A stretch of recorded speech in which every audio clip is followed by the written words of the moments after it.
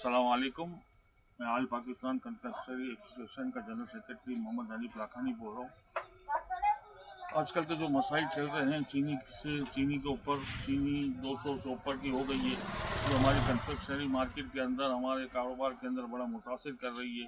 क्योंकि इतने रेट बढ़ने के बावजूद हमारे सियासतदान ज़रा सा भी नहीं सोचते कि आवाम का क्या होगा।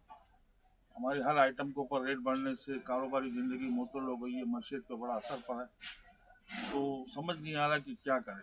मार्केटों में तो सन्नाटे लगे हुए हैं, कारोबार है ही नहीं, और इन रेट पे रेट बढ़ाए जा रहे हैं हर चीज़ के, और हमारी समझ में नहीं आता कि हम क्या करें।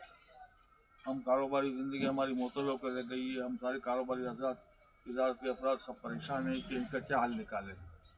बस हमारे गवर्नमेंट से इल्तिमास है कि ज़रा हमारे आवाम पर तवज्जो दे और महंगाई के खिलाफ कोई सर कदम उठाए। अस्सलाम वालेकुम।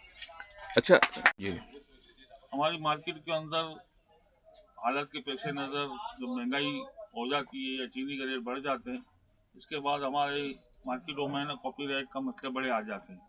क्योंकि ऊपर से कंपनी वाले के जो रेट होते हैं, तो दूसरे छोटे कारोबार करने वाले हैं वो कॉपीराइट के लिए क्योंकि आवाम को सस्ती चीज़ चाहिए होती है, तो लाजमी सस्ती चीज़ बनाने के लिए फिर आदमी कॉपीराइट बनेगा वो सस्ता बिकेगा।